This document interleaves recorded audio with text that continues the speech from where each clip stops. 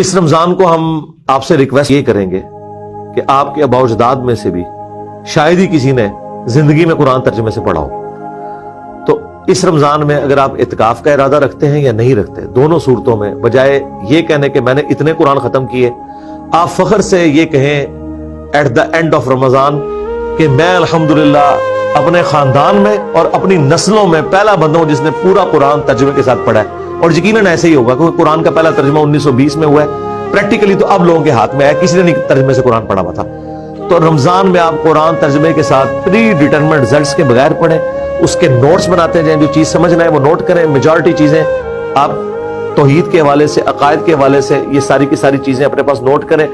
اور اپنے آپ کو قرآن کے سامنے پیش کر دیں۔ اگر آپ کے پہلے کوئی اور عقیدہ تھا، اب آپ یہ دیکھیں اس عقیدے کو چھوڑیں، وہ عقیدہ فالو کریں جو قرآن کے اندر ہے۔ اور میں آپ کو مشورہ دوں گا، قرآن کا سب سے بیسٹ ترجمہ مولانا مودودی کا ترجمہ ترجمان القرآن والوں نے پرنٹ کیا ہے، ایک صفحے پہ عربی ہے، ایک صفحے کے اوپر اردو ہے۔ تو اگر صرف اردو بھی پڑھنی ہے آپ نے، لوگ کہتے ہیں جی عربی کا ثواب ہوگا، اردو کا 10 گنا زیادہ ہوگا، کیونکہ اس سے آپ کی آخرت بننے والی ہے۔ آپ اس چکر میں نہ پڑھیں، آپ قرآن کو ایک دفعہ پڑھیں۔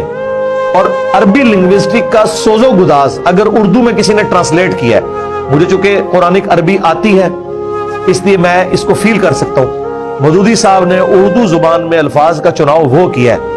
کہ کاش اگر آپ کو عربی آتی نا تو جو سوز و گداز آپ پہ طاری ہونا تھا نا وہ انہوں نے اردو میں ٹرانسلیٹ کر دیا ہے، اور الحمدللہ ہر بندے کو سمجھ آتا ہے۔ تو رمضان پہ میسج یہی ہے کہ قرآن کم از کم خود پڑھیں، اور بہتر یہ ہے کہ اپنی فیملی کو ساتھ بٹھا کے روزانہ بھلے آپ ایک رکوع ہی پڑھ لیں